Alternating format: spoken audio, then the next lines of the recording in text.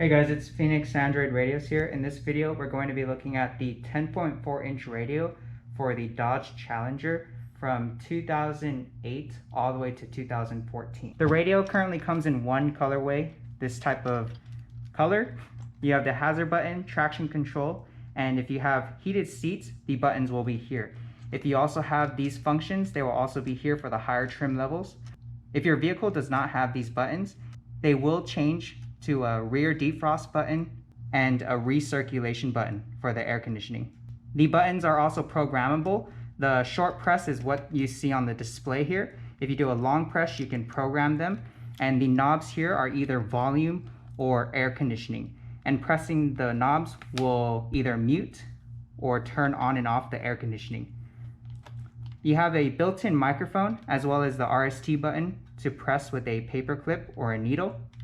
The factory microphone on the vehicle may or may not be supported depending on the trim level of the car, but the built-in microphone should work as well. You also get an external microphone that we don't recommend using.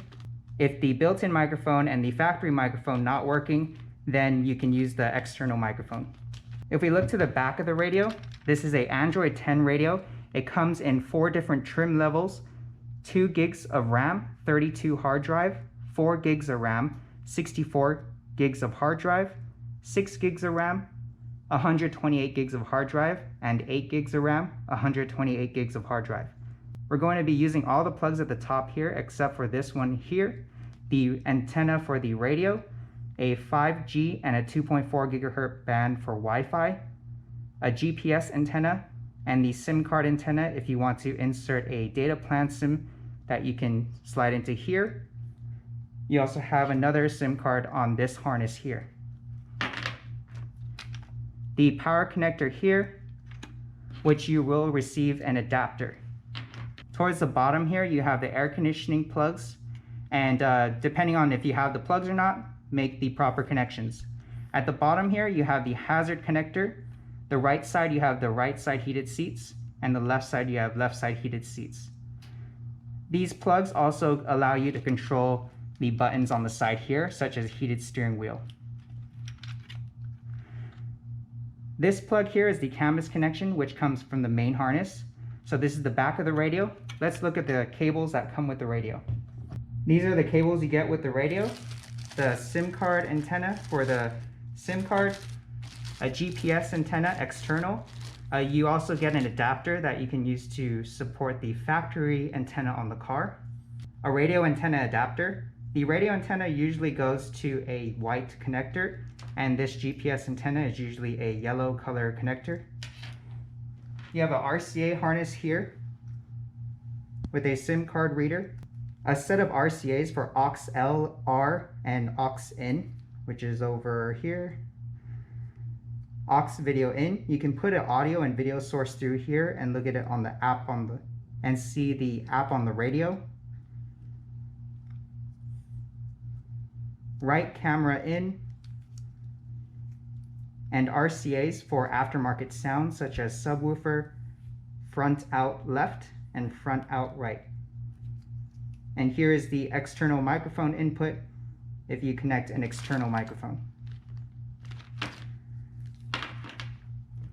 This is the camera harness if you have an aftermarket camera, and if you have a factory camera, you have an RCA here from the main harness that will connect to here. You get 2 USB cables, one with a single USB port and one with 2 USB ports. The single one is for your built-in Android Auto and Apple CarPlay. The 2 USB ports on this harness do data and power, however, it is not the built-in Apple CarPlay or Android Auto. This USB port adapter is to support the factory USB port on the car. So to do that, you have this male side, which we recommend using the 2 USB adapter cable, the secondary USBs. Plug this here, and this will go to the plug in the car. For the main harness, you get a small adapter that allows you to connect to the main one here, which then this small connector would connect to the back of the radio. On the back of the radio, to power it up, connect this connector up here.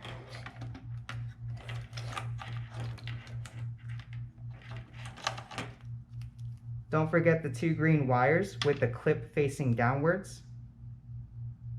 And that would go here. Don't forget the canvas connection with the clip facing upwards. We'll connect this here. And this is how the radio will get power. You can connect the air conditioning plugs as well as the hazard button here to test the AC and the sound. On the car you have 2 plugs, which is these 2 gray plugs. Make these connections. You have 1 green wire here that's labeled Dodge Ram. This is not used. And you also have this large connector here. Depending on the trim level of your vehicle, you may or may not have this. If it's a high trim vehicle, you may have it. And from there, you have several RCAs that either support the factory backup camera, or possible if you have a factory CD player, something along those lines, and you would have a plug that fits this one. Majority of the time, this plug is not used. So once you've connected these 2 plugs, make the factory connections at the bottom here. For other features like the radio antenna, make sure you connect the antenna, which we have here. And this would go to, majority of the time, is a white connector. The GPS antenna, we plan to use the factory one. We'll screw this adapter on. And this blue one usually would go to a yellow connector in the vehicle, which is the GPS. Screw on the SIM card antenna for the 4G signal to come through. If you plan to put a data plan on a SIM card, you can insert it to either the back here, insert it there, or we can look at this harness here with all the RCAs. There is also a SIM card slot here. Route this SIM card slot outside the vehicle so that it is accessible, and that way you can remove and connect a SIM card. This connector goes up top here with the clip facing downwards.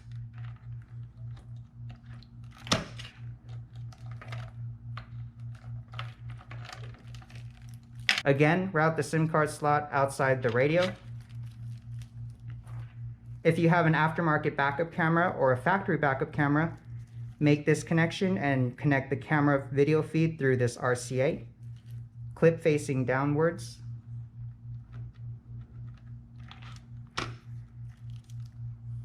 And the last 2 things are the USB cables. This is a 4-pin that connects right up here, and then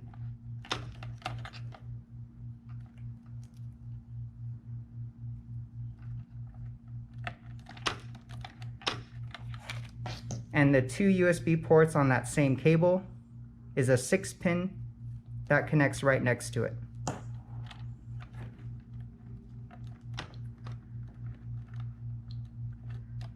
Route these 3 USB cables outside the vehicle so they have access to it. And if you plan to use the factory USB port, this will connect to the vehicle. That's a quick rundown of the connections and the model of this 10.4-inch radio for the Dodge Challenger 2008 to 2014. Again, this is the current color that it comes in, and depending on your trim level of the car, this will either have these functions here or a rear defroster and a circulation for the air. If you guys have any questions or concerns, give us a call or send us an email. You can send us a picture of your vehicle dash and we can better determine if it's compatible. And we'll see you guys in the next video. Thank you guys for watching. Bye guys.